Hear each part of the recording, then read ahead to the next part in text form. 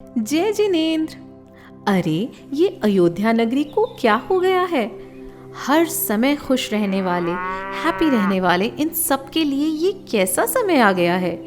सभी लोग बीमार हैं, किसी को बुखार है, किसी को वॉमिटिंग्स हो रही हैं, कोई दर्द से करा रहा है, अपसेट है, और कुछ लोगों के मुंह से लार टपक रही है।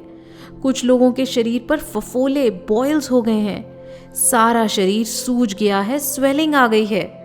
अयोध्या का सारा एनवायरनमेंट ही स्मेली हो गया है, और तो और सांस लेने में प्रॉब्लम होने लगी है। इस वजह से सभी जानवर भी बीमार होते जा रहे हैं। यह सब देखकर राजा भरत तो बहुत परेशान हो रहे थे कि ओहो, ये कैसा समय आया है? क्या कोई महामारी आई है? वैद्य यानी डॉक्टर की भी कोई जड़ी बूटी मेडिसिन काम ही नहीं कर रही। इस बीमारी को दूर करने के लिए कुछ समझ ही नहीं आ रहा था। तभी एक दिन एक दूत ने, एक मैसेंजर ने राजा भरत को बताया कि राजा द्रोणमेघ के राज्य में इस बीमारी का कोई भी प्रभाव नहीं है। वहां तो सभी लोग स्वस्थ हैं, हैप्पी हैं, हेल्दी हैं। भरत ने जल्दी ही राजा द्रोणमेघ को इस बीमारी की न्यूज़ भिजवाई और अयोध्या बुलवाया। राजा द्रोणमेघ अपने चंदन की खुशबू वाला जल, स्पेशल सैंडलवुड इन्फ्यूज्ड वाटर लेकर आए। उन्होंने जैसे ही उस जल को एक एक प्रजाजन पर, एक एक सिटीजन पर स्प्रिंकल किया तो सभी बीमारी से मुक्त हो गए, सभी ठीक हो गए। सबको लगा ये कैसा चमत्कार है, केवल जल के छूने से हम सब हेल्दी कैसे हो गए। यहाँ तक कि अयोध्या का वातावरण, पूरा एनवायरनमेंट, हवा, पानी फिर से बिल्कुल अच्छा, फ्रेश एंड प्योर हो गया। भारत और सारी प्रजा, सब सिटीजन्स बहुत ही आश्चर्यचकित थे, सरप्राइज थे कि इस सिंपल से, साधारण से जल में ऐसी कैसी शक्ति है कि सबके लिए ये औषधि, मेडिसिन ही बन गया। राजा द्रोणमेघ ने इसका कारण बताया कि उनकी पुत्री, उनकी डॉटर प्रिंसेस विशल्या ने जब से उनके यहाँ जन्म लिया है ना, तब से उनके राज्य में कोई भी बीमार नहीं हुआ है। यह चंदन से सुगंधित जल विशल्या के स्नान का जल है, बेदिंग वाटर है, जिसको छूने से ही, उसके स्पर्श से ही जल औषधि में, मेडिसिन में बदल जाता है। इसमें भयंकर से भयंकर, डेंजरस, फेटल कोई भी बीमारी हो, उसको भी ठीक करने की ताकत है। और यह सभी पर, मनुष्य, एनिमल्स, इवन पेड़ों पर भी काम करता है। भरत बड़े आश्चर्यचकित हुए।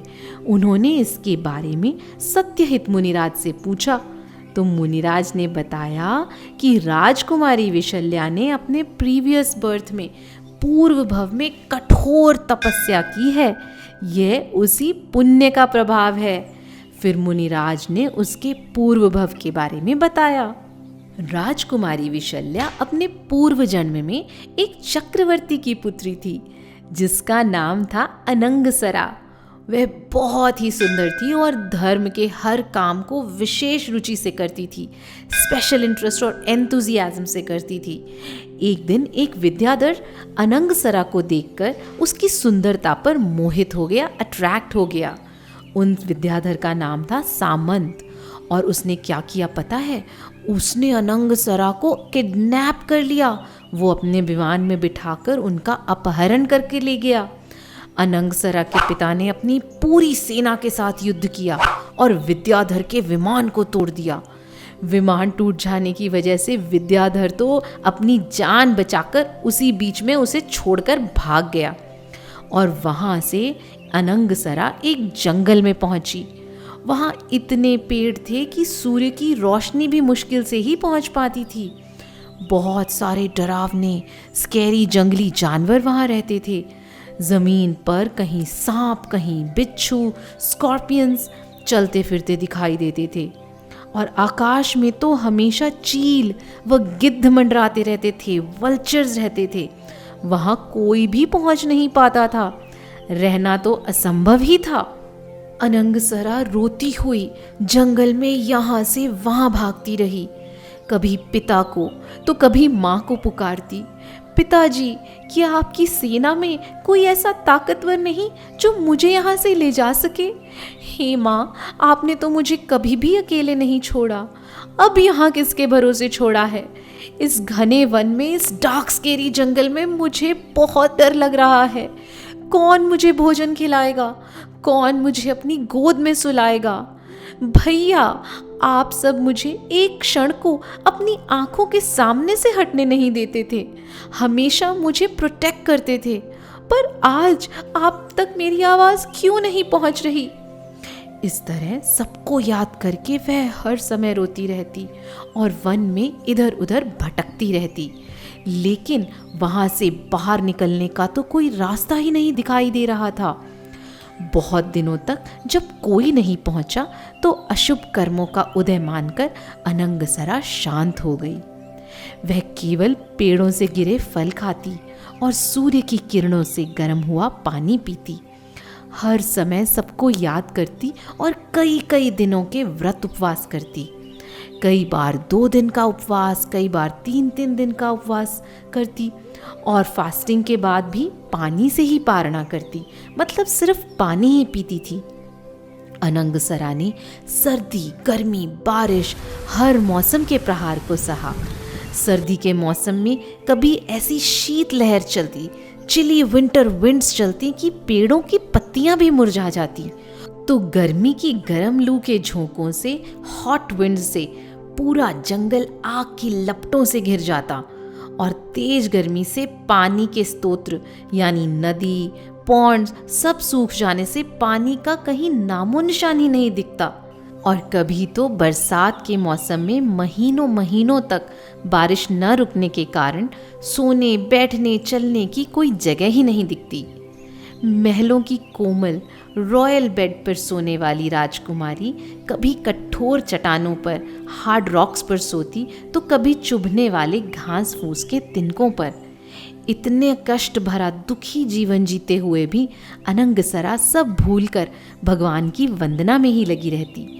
इस तरह अनंगसरा ने अपनी पूरी लाइफ उस घने जंगल में बिता दी और अब अनंगसरा ने अन्न जल सबका त्याग करके सल्लेखना ले ली और यह नियम भी ले लिया कि जहाँ पर वह है उससे 100 हाथ से अधिक भूमि पर नहीं जाएगी, मतलब 100 हैंड स्पैन से आगे नहीं जाएगी। सल्लेखना लेने के 6ठे दिन 6th डे उसी वन के ऊपर से एक विद्याधर जा रहा था। उसने अनंगसरा को देखा और कहा, आप इतने घने वन में क्या कर रही हैं? आइए, मैं आपको आपके घर छोड़ देता हूँ। लेकिन अनंगसरा ने उन्हें अपने सल्लेखना नियम के बारे में बताया कि अब तो वह इस जंगल से बाहर ही नहीं जा सकती। यह देखकर विद्याधर ने शीघ्र ही अनंगसरा के पिता के पास यह समाचार पहुंचाया। पिता अपनी सेना और परिवारजन के साथ जल्दी ही वन में पहुंचे। वन पहुंचने पर उन्होंने देखा कि उनकी पुत्री तो एक अजगर का भोजन बनी हुई थी।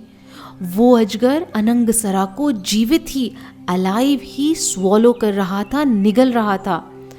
अपनी पुत्री का जीवन संकट में देखकर पिता ने जैसे ही अजगर को मारने के लिए अस्त्र उठाया तो अनंगसरा ने अपने पिता से प्रार्थना की, हे पिताजी, इस अजगर को अभय दान दीजिए, इसे मत मारिए, यह तो मेरे ऊपर उपसर्ग है।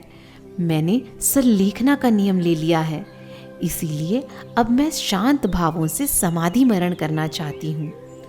अनंगसरा के इतने अच्छे भावों को देखकर उसके पिता व भाइयों को भी वैराग्य हो गया। उन्होंने भी अपना सब कुछ त्याग कर मुनि दीक्षा ले ली और धर्म के मार्ग पर अग्रसर हुए। मुनिराज ने बताया, अनंगसरा ही इस भव में विशल्या बनी है। उसके पूर्व भव के तप के प्रभाव से ही उसका जो स्नान का जल है ना, वो इतना चमत्कारिक हो गया है कि शरीर के छूने से ही उसका जल औषधि, मेडिसिन में बदल जाता है। इसके कुछ समय बाद रावण से युद्ध करते समय जब लक्ष्मण जी भी बुरी तरह घायल हो गए थे, जब उनके बचने की कोई आशा नहीं थी ना, तो उन्हें भी राजकुमारी विशल्या के स्नान जल का लेप लगाया गया था। इस सुगंधित लेप के प्रभाव से न केवल लक्ष्मण बल्कि सभी सैनिकों के गहरे से गहरे घाव भी ठीक हो गए थे। तो देखा आपने तप का प्रभाव। तो बताओ, अब आप भी नहीं घबराओगे ना किसी भी परेशानी में, और बनोगे ना अनंगसरा जैसे ब्रेव और महान तपस्वी। जय जिनेंद्र।